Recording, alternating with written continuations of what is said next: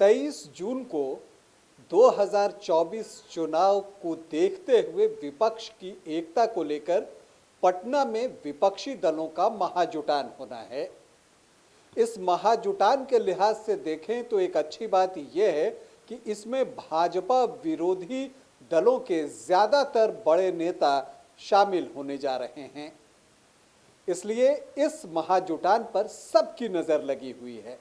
लेकिन इन सब के बीच दिल्ली के मुख्यमंत्री अरविंद केजरीवाल ने एक गुगली डाल दी है।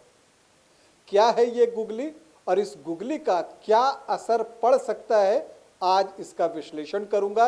लेकिन पहले बता दूं कि आप देख रहे हैं न्यूज़ बाइस्कोप और मैं हूं राकेश रंजन। 23 जून को पटना में विपक्षी दलों की एकता के लिए बैठक बुलाई गई है और इस बैठक पर पक्ष विपक्ष के साथ तमाम राजनीतिक विश्लेषकों की भी नज़र लगी हुई है। लेकिन इन सब के बीच दिल्ली के मुख्यमंत्री अरविंद केजरीवाल ने गुगली डाल दी है। उनकी जो गुगली है वो क्या है?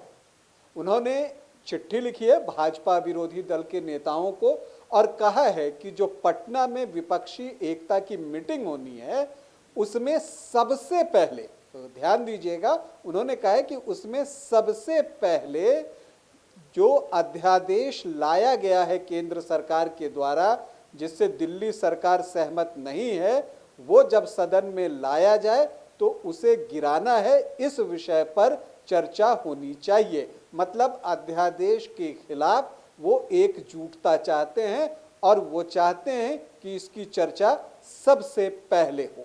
ये बातें अगर आप सुने तो आपको लगता है कि हाँ ये एक कॉमन सी बात है, लेकिन ये इतना भी कॉमन नहीं है क्योंकि इसके कई राजनीतिक मतलब हैं। और राजनीतिक मतलब के हिसाब से अगर हम देखें तो कांग्रेस के लिए यहाँ पर थोड़ी परेशानी खड़ी हो सकती है जो आपके साथ बहुत कंफर्टेबल नहीं दिख रही है।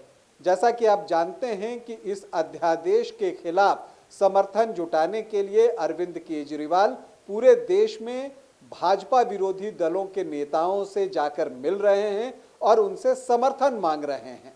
इसी कड़ी में उन्होंने झारखंड का भी रुख किया था और यहाँ के मुख्यमंत्री हेमंत सोरेन से भी मुलाकात की थी। नीतीश कुमार से भी उनकी बातचीत हुई थी। लेकिन इसी कड़ी में उन्होंने राहुल गांधी और मल्लिकार्जुन खड़गे से उन्होंने वक्त मांगा था, लेकिन वो वक्त उन्हें अब तक मिला नहीं है और ये बातें जो है अरविंद केजरीवाल को बेचैन कर रही हैं। इसलिए उन्होंने विपक्षी एकता मीटिंग से ठीक पहले ये चिट्ठी लिखकर कि सबसे पहले अध्यादेश के खिलाफ ही चर्चा हो और जिसमें पार्टियां अपना अध्यादेश पर स्टैंड क्लियर करें और ये करें कि इसे सदन में कैसे गिराया जाए, इस पर चर्चा हो और वो भी सबसे पहले। जब अरविंद केजरीवाल ये बातें कहते हैं तो इससे सबसे ज़्यादा परेशानी अगर किसी को हो सकती है तो वो कांग्रेस को हो सकती है। क्यों हो सकती है? क्योंकि अरविंद केजरीवाल जब से राजनीति में आए हैं उन्होंने कांग्रेस को बहुत नुकसान पहुंचाया है।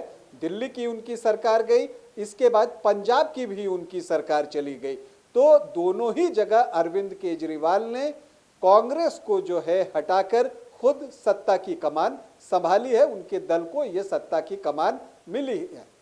दिल्ली की अगर हम बात करें तो वहाँ पर अगर आप देखेंगे कि जो बीजेपी का मत प्रतिशत है वो जैसा था 2014 के पहले, ऑलमोस्ट लगभग उसी के आसपास है, 1-2% ऊपर नीचे होता है। तो जो अरविंद केजरीवाल को वोट मिल रहे हैं उसमें कांग्रेस का बड़ा हिस्सा है।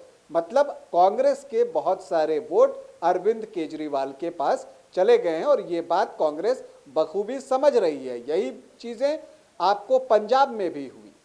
अब जबकि कर्नाटक चुनाव में जीत हासिल हो चुकी है कांग्रेस को, तो उसका आत्मविश्वास लौटा है और उसे अब लग रहा है कि उससे जो वोट छिटके हैं वो उन्हें वापस मिल सकता है। तो इसके लिए ज़रूरी है कि वो आपसे जो अपनी राजनीतिक लड़ाई है उसे जारी रखें।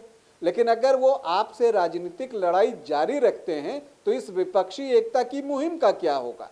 तो ये आप कह सकते हैं कि एक दुविधा की स्थिति हो गई है और इसी बीच अरविंद केजरीवाल ने ये गुगली डालकर कांग्रेस को और पेशोपेश में डाल दिया है कि आखिर वो क्या करे।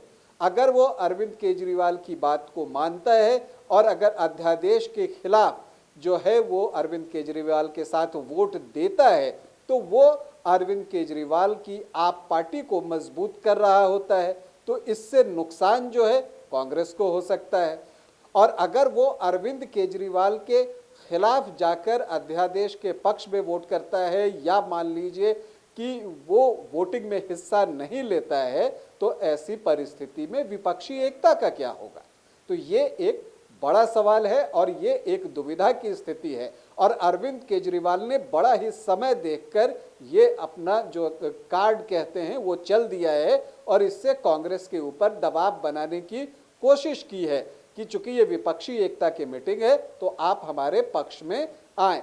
अगर हम इसी चीज को देखें तो इसी का जवाब कांग्रेस ने भी दिया है। कांग्रेस के केसी वेणुगोपाल ने कहा है कि देखिए ये जो मीटिंग होने जा रही है विपक्षी एकता वाली, वो भाजपा के विरोध में होने जा रही है। सुनने में लगता है कि ये सामान्य बात है। वो कांग्रेस ये भी कहती है कि देखिए ये विपक्षी एकता के लिए 23 तारीख का दिन जो है वो बहुत महत्वपूर्ण है। तो सारी चीज़ें आपको सामान्य दिखती हैं, लेकिन जब कांग्रेस ये कहती है कि ये भाजपा के विरोध में बुलाई गई मीटिंग है तो वो एजेंडा साफ करती है कि देखिए मीटिंग का एजेंडा भाजपा का विरोध है, न कि अध्यादेश के खिलाफ समर्थन या विरोध, या वो अपना स्टैंड क्लियर करे। तो ऐसा माना जा रहा है कि कांग्रेस ने भी अपनी तरफ से चाल चल दी है।